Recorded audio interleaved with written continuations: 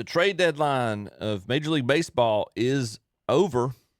And quite a bit of turmoil, quite a bit of turnaround, or turnover, I guess I should say. Tommy, y'all got rid of your pitcher. Bieber. Yeah. He hadn't pitched this year. Hadn't pitched in a long time. He ain't pitched in 2 years, probably.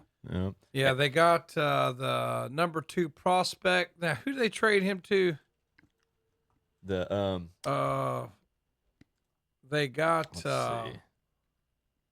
got a number 2 prospect. I can't remember who it was. Who they traded him to? The Toronto Blue Jays.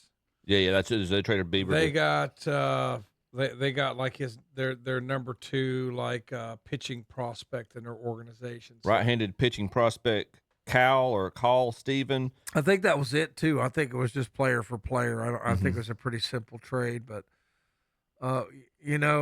last night they win in extra innings. I mean, the Guardians are just win one, lose one. I mean, it's like against Kansas City, 2 out of 3. Kansas City beats 2 out of 3, and then I think the next series, the Rockies, we had it won. Of course, our closer is under gambling investigation. I was about to say that was the other thing I wanted to mention. So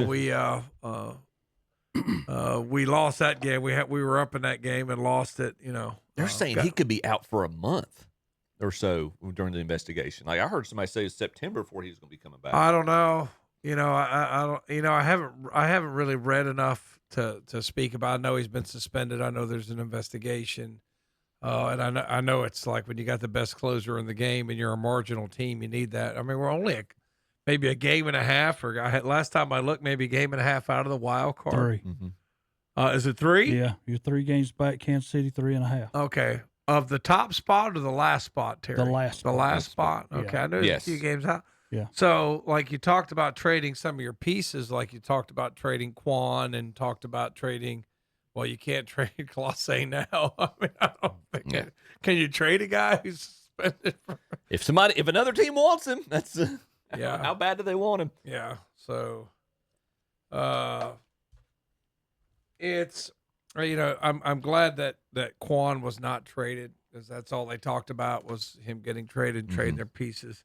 If you want, to be competitive, you can't just all right. Middle of the year, we're just going to trade everybody away and try to get some prospects and do it again with young guys that nobody ever heard of. Yeah.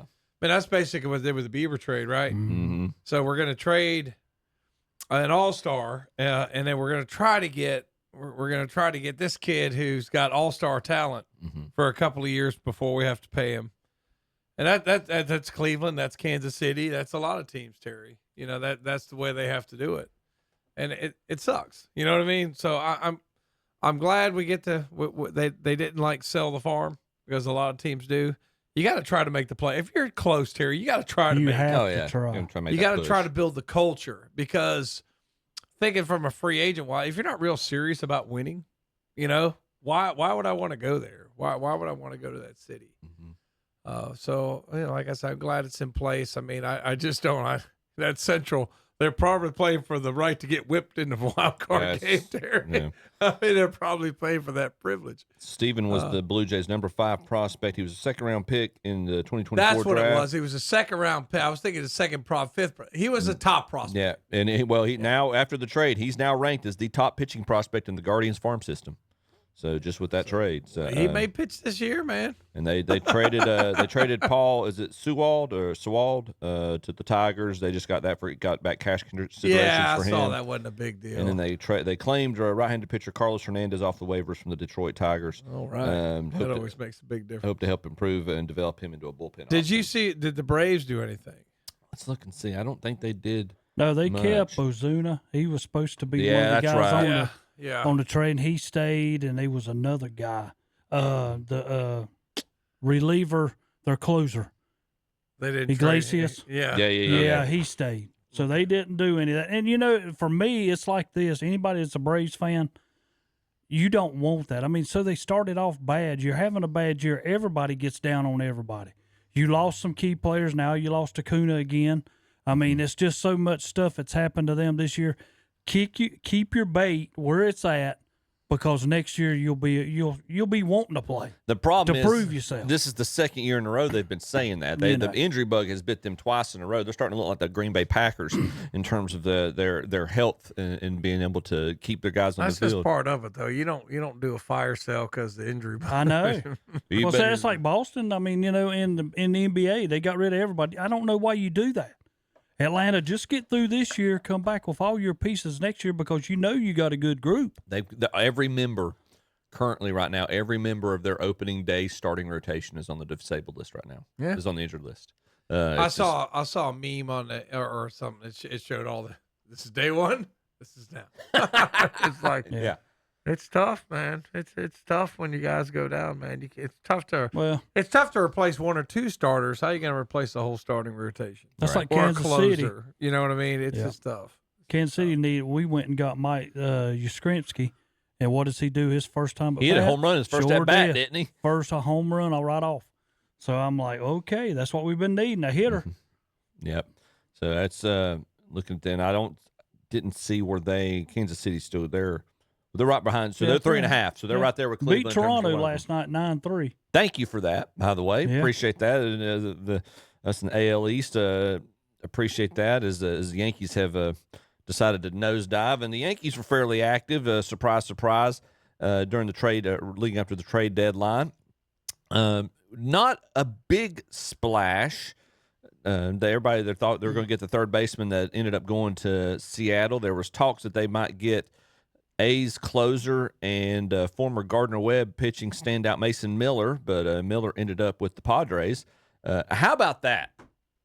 How about you're pitching in a minor league ballpark for a team that's not competing, and all of a sudden you get to spend the rest of the year in beautiful weather, wonderful ballpark, and now you're actually in the playoff hunt. That's well, I think that's being promoted. Like I say, man, it's the internet generates all this stuff that anybody with a phone can say, I think such and such wants this player. Let me write something out there and put it out. I mean, that's all they do. Yeah. And it just turns into clickbait and everybody's talking. It's like, and then we're surprised. Oh, why did this guy get traded? Well, probably because the organization itself had no interest in trading the person. It's just some idiot with a phone and a laptop said, let me type up some BS and get some clickbait so we can make some money. So it's just, there's so much. It's not regulated, like anybody can say this or that. And really on your phone, I've quit like YouTube videos and things. I just quit clicking on them because, I know it's not the same subject, but like football, it'll say one video will say Shedeur Sanders playing at all-star level.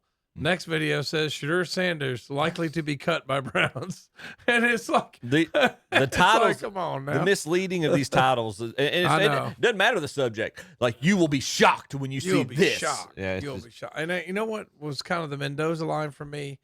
I was reading one time, and it said a headline: "Don't be surprised when Deion Sanders is the head coach of the Ohio State Buckeyes in 2025," or something like that.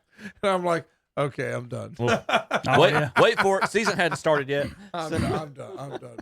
But you take baseball, man, and that's like right now when you sit back, who's got the best record? Milwaukee Brewers. Yeah. Mid-market. Yep. It's crazy. Yep. Meanwhile, the Yankees totally revamped and built up a super bullpen. Phenomenal that should be able to go deep into the playoffs. And what happens last night? Three of their new additions contribute to a Miami Marlins rally that defeats the Yankees 13-12. 13-12. Camilla Duvall, Edwards hit came off of new Yankees reliever Camilla Duvall. Air committed by new Yankees right fielder Jose Caballero. I hope I pronounced that correctly. From the Tampa Bay Rays. Kyle Stowers hit a grand slam off of newly acquired Jake Bird, and Javier Sonoja hit a solo shot off of newly acquired David Bednar. Basically, everybody that the Yankees traded for up to the trade deadline gave up a run or an error last night and leading to the loss. So that's exactly what you like to see. Some of these. Chip, I know you love the Yankees, but it's disgusting the way they try to buy championships. I'm sorry, man. It's just, you know what I mean? It's just, the Yankees have ruined baseball. Don't give me that. Good gosh. They have ruined baseball, dude. Yeah. Them and the Dodgers and the Red Sox and all these teams that just go out and just buy players. I mean, it's just, it's just ruined. So you're anti-free agency. I'm not necessarily anti. It's just to the level of the. I mean, gosh Almighty, man! It's just because they can. If free agency, if properly regulated, is fine. But when you're the Yankees and you just go out and write checks, that's the problem. Don't blame me because your ownership's cheap.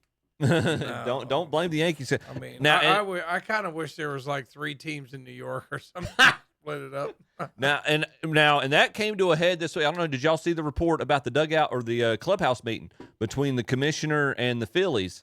Oh, Harper. And Harper getting up almost in the commissioner's face. Obviously, because he don't want none of that. Well, none of them do. And again, y'all will call me crazy. Y'all laughed me out of the room as a Yankees fan. I shouldn't support this.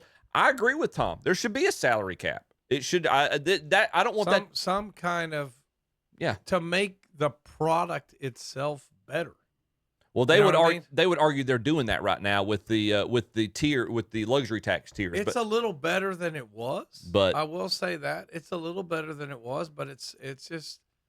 It's not. I mean, I understand as a Yankees fan. I don't care about the other teams. I'm a Yankees fan. I mean, I get that. My team writes checks to get players. I'm fine with that. But is overall baseball, it makes it less interesting. I would let's level the playing field. I don't have nothing against the salary cap. Apparently, Rob Manfred tried to talk to the Phillies about that, and the minute the word salary cap came out of his mouth, Bryce Harper, who had been quiet during the entire meeting, basically stood up, got into the middle of the clubhouse, and said, "If you're going to talk about that, you can get out of here." And that's a very edited version of what he said. Basically, they almost came face to face from what the report said.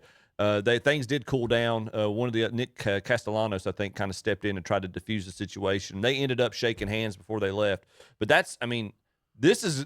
I would not be surprised if you don't have baseball next year, because I think this is a subject. Tom, there's a lot of people that feel exactly the way you do. I'm not opposed to it as a big market fan. Let's get that argument that it's ruining the game out of the way. I'm not opposed to that. Yeah, it might. And it might. Now, I will say that the owners make money hand over fist too. That's the argument my dad always made. He said, "Why are you going to let?" All a salary cap's going to do is keep all that money in the owner's pockets instead of going to the people who are actually doing the entertaining. We can't get to a point where we're paying a guy the money that we're paying now. And think about it. Can a guy who has 3 kids take his 3 sons to a ball game? That's what I'm talking about. I mean, it's just one of those things. We're the one that promote them. But do you think they're ever going to lower those prices?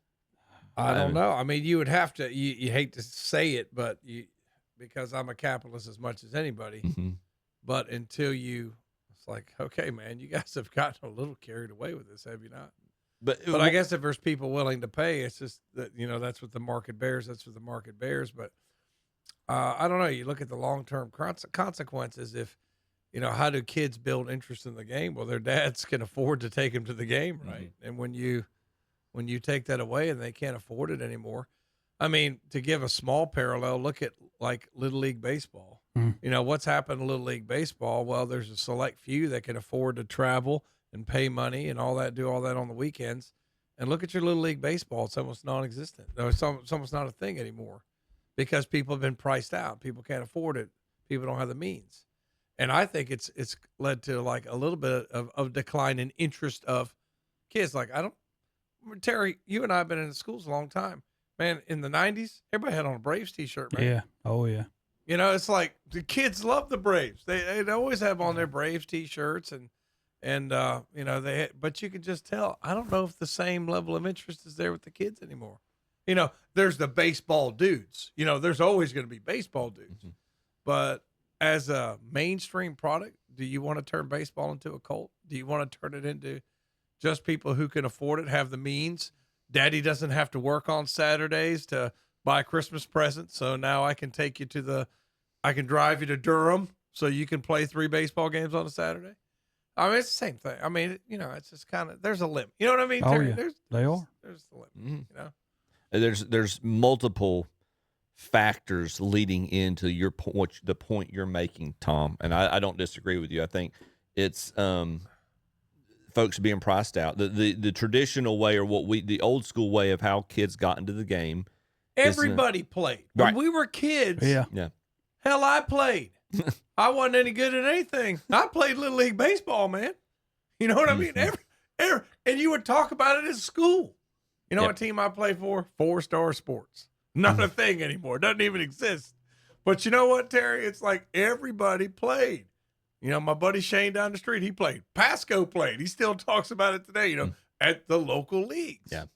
And like some of Pasco's buddies that are still around, they still talk about how they played against each other in like the Little League Baseball. But like you priced everybody out and all the kids don't play. So that, you know, do you want a culture of just baseball dudes, or do you want to make this a mainstream product? Mm-hmm. You know, affordability's got to have something to do with that. And these guys, I mean, I'm not saying, you know, if you paid me $300 million a year to teach history, I probably would tell you, sure, I will Twist my arm. twist my arm a little bit. So, like, I'm not going to say that I'm not a capitalist as much as anybody else, but at some point, man, you know what I mean? At some point, well, how much money do you need, dude?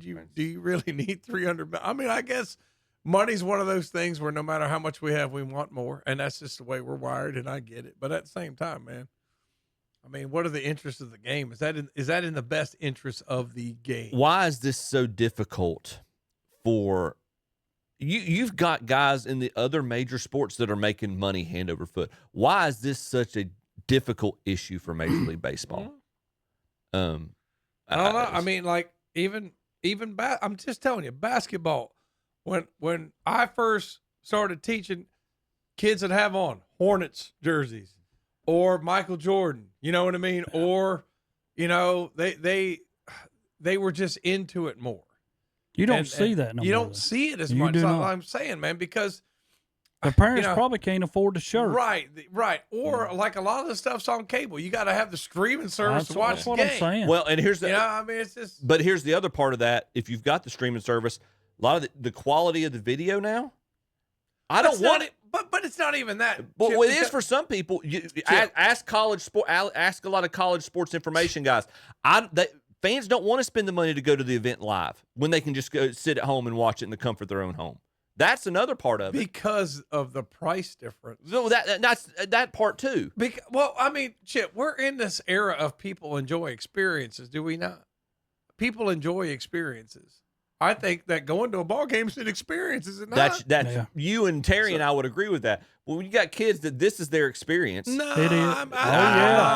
Yes. Yeah. You still see think it at school every day. they want to go places so they can take pictures and put it on Instagram. So you have to go somewhere and put the pictures on there. Well, I'm gonna tell you I still something. think they want the experience itself, although during the experience they may be on the phone. Well, fair. I could see that, but at the same time, it's just like those experiences have become so expensive, and the kids can't go, and then they're not going to have that same level. You know, I just don't see. Maybe they just don't get those shirts anymore, Terry. I don't know. Well, But that's like true. NASCAR, baseball, they're heroes, whatever. You know, I saw one kid when, of course, he was in my class. He's a Dallas fan. And when Dallas beat us, he comes in Monday, Terry, Dallas shirt, Dallas champion thing, you know, all this stuff. You know, he had a good time. I was like, you were sent by Terry Reinhart, weren't you?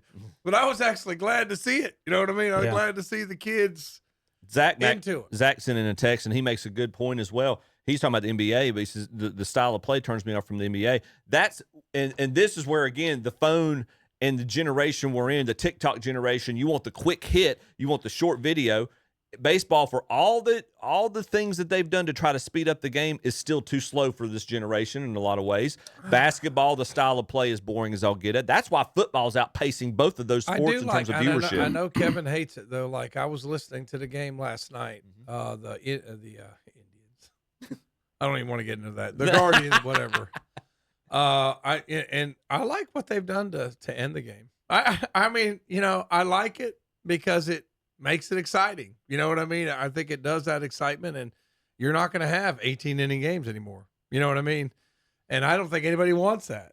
Remember that one game they still have the reel where some like relief pitcher came in for the Braves in an 18-inning game and hit a home run? God, I can't remember what that guy's name was, but it was like a 18 or 19-inning game. I think it was Rick Camp. I think that's what his name was. Rick Camp comes in, a relief pitcher in the 19th inning, But Terry, do you really want to sit through a 19-inning ball game? Not really. I mean, that's just like the other day when Atlanta was playing Kansas City, and they went 9 innings and scored nothing. Well, Atlanta had their chance in the top and did not score, and then Perez comes up and hits a single that wins the game for Kansas City. It makes it difficult with on second base and no outs. You bunt him over, and then you can sacrifice him in, and you put the pressure on the other team to score. Like especially if the first guy strikes out. You know what I mean? That's the key in those extra. If you get the first guy to strike out or pop out, then you're in good shape. But I do think they've tried, Chip. They've tried some things to speed up the game. Yeah, definitely. And it has worked. And the pizza box bases, if you look at the number of stolen bases, it's way up, Yeah. And people like that. I mean, could you imagine Ricky Henderson, how many stolen bases gosh, he would can you have think with about that right now? Well, these pizza box bases and these rules you can't throw. You can hear him. Ricky's going. You've already thrown twice. Ricky's going now. But before we get off baseball, I wanted to ask you, why was everybody after Suarez from Arizona? Because of his home runs? Because of home runs, basically. 36 home runs? Yeah. He bats 248. Don't matter. That's the game. That's the game right now. Everything's about exit but velocity. I'm thinking that when you go to them, you're going to have Raleigh, then you're going to have him. Mm-hmm. No, he bats sixth. Yeah. So he's just filled in a spot. So you got power on the bottom end. I think that's part of the reason the Yankees traded for McMahon from Colorado and didn't want it because McMahon did not require nearly the prospect package that Suarez was that they were asking for Suarez. But Suarez went 1 for 4 last night. Yeah. Well, I mean that's. That's above the major league batting average. That's about right. Yeah. That's